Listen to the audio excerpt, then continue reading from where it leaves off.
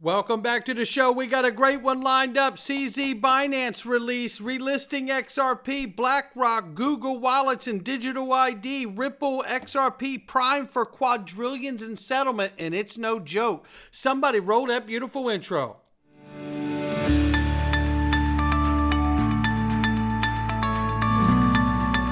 Digital Perspectives with Brad Kimes. Come on in.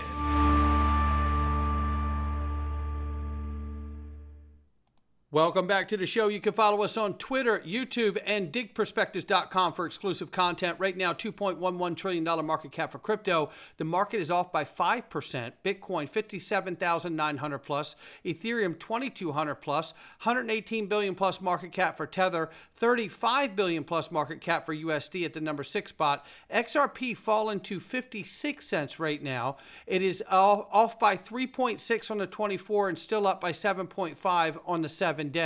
Now, range of price, I'm not trusting Fiat Link. They're having some troubles. I think they're having some glitching, so we'll keep an eye on them, but they're obviously not ringing in with where we're at. So we're going to go with 56 cents. Let's get started. It's linked to the best home for private equity. If you're in the UK, they have streamlined the onboarding process. If you're in the US, they've opened up investments for all investors. All you need to do, no matter where you are, is to click the link underneath the video, sign up and get started today. It is the best offering for private equity in the world, and it is the most affordable minimums to get started in the world. This is the best place to get private equity, and I don't mind telling you that private equity is where the 1% wealthiest people in the world invest. That's where they go to get the biggest gains. Don't believe it, it's still true. Click the link below, find out for yourself. Check out my sponsor. Look at this. Blackrock now controls 2% of the total Bitcoin supply. Yes, this is where I remind everyone that you don't have to have 100% control of the supply in order to control 100% of the price. 2% won't do it either, but you can certainly influence the market. And they're just getting started. There's only 21 million of these things. Meanwhile, Binance founder CZ is set to be released from prison on September 29th. Boy, I bet he's excited. CZ will be released after serving 4-month sentence for failing to implement effective anti-money laundering measures at Binance. His release follows a multi-year Department of Justice investigation which led to Binance paying $4.3 billion fine. CZ is also paid a $50 million fine and stepped down as CEO of 2023, and he's not allowed back into the managerial construct of Binance ever again, as I understand it. Crypto whale acquires 20 million XRP from top Korean exchange. I say let them. Let them. Yes. You know, I had a great conversation with Adam from XRP Cafe on Friday in the Week in Review, and we both agreed, like TVL, total value locked up on the ledger, that's where you're really going to see price really, I think, driven not only up to a high price, but also a stable price, because the more the asset is locked up and delegated for transaction fees and automated market makers and so forth, the more you're going to see the price stabilize at a higher level. I love this. So shout out to the person who got 20 million off that Korean exchange. And here's a hint that we're all moving to tie in the Web 2 world that we use every single day with the new Web 3 world that is coming very fast. Google Wallets debuts digital IDs starting soon. US users can create digital IDs from their passports for use at select TSA checkpoints, making domestic travel more convenient. Isn't this how it all starts? Right? They use the innovation as a way to work its way into your life. Remember pagers before cell phones and then cell phones? The first time you had a pager and or a cell phone and you got that one quick call before you left to go home or go to work that let you know, oh, you need to stop and do this first, or don't forget to pick up so-and-so, or get this before you come home. That practicality, that convenience of communication is what has integrated the cell phone, now smartphone, into all of our lives every day to where we can't live without it. This is the way of getting digital IDs brought into the fold. See how convenient it is? You can use it right here with your Google Digital ID. You don't have to remember your passport anymore. You see how they do it? This is how they do it. This is how they do it. Now, this came up, and I want to talk about this because there's a little bit of a twist to this. In a major win for Ripple in the crypto industry, the SEC has officially decided not to appeal the XRP ruling, according to Wall Street Bulls. Well, Wall Street Bulls is a little bullish on this idea. We got to wheel this back a little bit. I want Wall Street Bulls to be right so bad, right? But it is looking this way. Quite possibly, this could be correct. Shout out to Michael Branch. Give him a follow for bringing attention to it as well.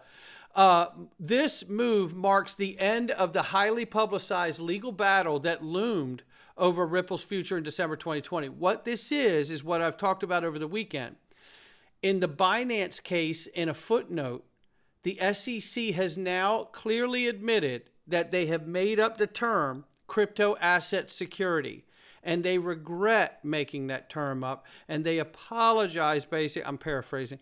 They feel bad that they've done this and that this term really doesn't exist. But do they feel bad for Jeremy Kauffman and his project that has been crushed? Do they feel bad about that? Or the other companies that they've sued under these pretenses and have bankrupted and crushed these families and companies? I doubt it. But the admission that the SEC is now admitting that crypto asset securities is not an actual term and it's a false narrative seems to be a kill shot that they're delivering themselves at the SEC to their own regulation by enforcement. How can they continue to go forward suing all these other tokens and projects and companies, claiming that some of these things are crypto asset securities and some of them aren't, if they've just admitted in the Binance footnote that the term crypto asset securities is made up?